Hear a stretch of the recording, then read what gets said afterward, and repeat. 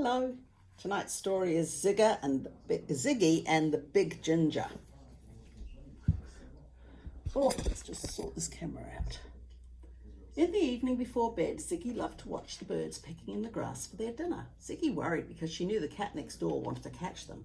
Her favourite was a small sparrow with grey and brown feathers and a beautiful tail. Ziggy called her Sky. She was so small and cute, thought Ziggy. Sky is a great name. All sorts of birds would surround Sky. Amongst them were pewokawaka, sparrows, toho, a song thrush, a kotari, blackbirds, tui, and even a fat karuru. They whistled happily, tweeting and twittering as they pecked. The birds pecked and hopped and peck, hop, pecked, filling up so they wouldn't be hungry at night. None of them had noticed Big Ginger staring hungrily at them from the neighbour's window. A tasty wee dinner, said Ginger greedily, and they won't even know I'm coming.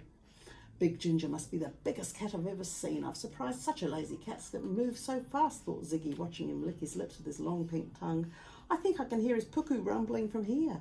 Ziggy watched Ginger slide off the chair by the window, and she knew you're trying to sneak into the garden without being seen. Oh, no, you don't. No feathery kai for you, Big Ginger. I know what you want, and I'm not going to let you have it. Quick, quick, Ziggy thought as she raced into the garden. I must stop that greedy guts cat before it's too late. But Ziggy knew that Big Ginger was much too fat to jump the fence, but there was a big gap in the gate had been. It will take a lot to fill that hole and stop him, she thought, so she picked up sticks and stones and bamboo and wire and bricks and blocks and grabbed everything that she could find. She snatched up the garden hose and bits of branch and old flower pot and even the spare wheel from beside the trailer. As fast as she could, Ziggy filled the gap in the fence with everything that she collected.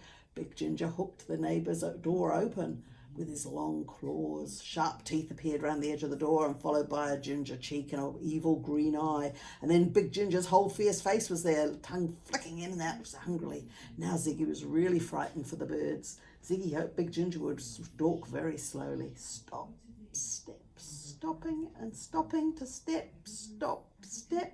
As fat as Big Ginger is, he can pounce quicker than lightning. Ziggy thought as she frantically added pebbles and twigs and even the old yard broom and dirty sack. She even had one more gap to fill when the birds should all be safe. The birds had no idea the danger that they were in. Some looked at Ziggy as though she'd gone a little bit crazy. They just carried on pecking for seeds and worms. Next door, Ziggy saw Big Ginger crouching low, bum wiggling in the air, and he sprang, streaking towards the gap in the fence. His sharp teeth looked horrid as he snarled, and his long ginger tail waved alarmingly. Using all her strength, Ziggy heaved the wheelbarrow on its side, filling up the last of the gap, and she waited. Crash, bang, yow, thump! Ziggy held her breath and listened, and then she heard what she'd hoped for, a long, angry hiss and a growl of defeat.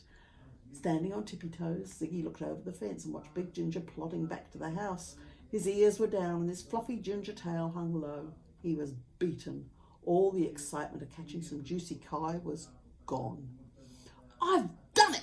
Yes, I've done it! Well done, Ziggy, she yelled happily. I saved them!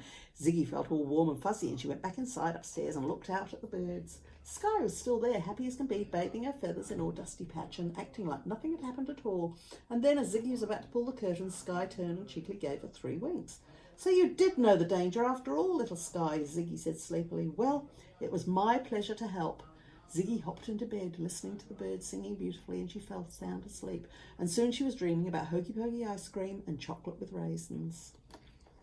And she filled that hole in the fence and she saved the birds.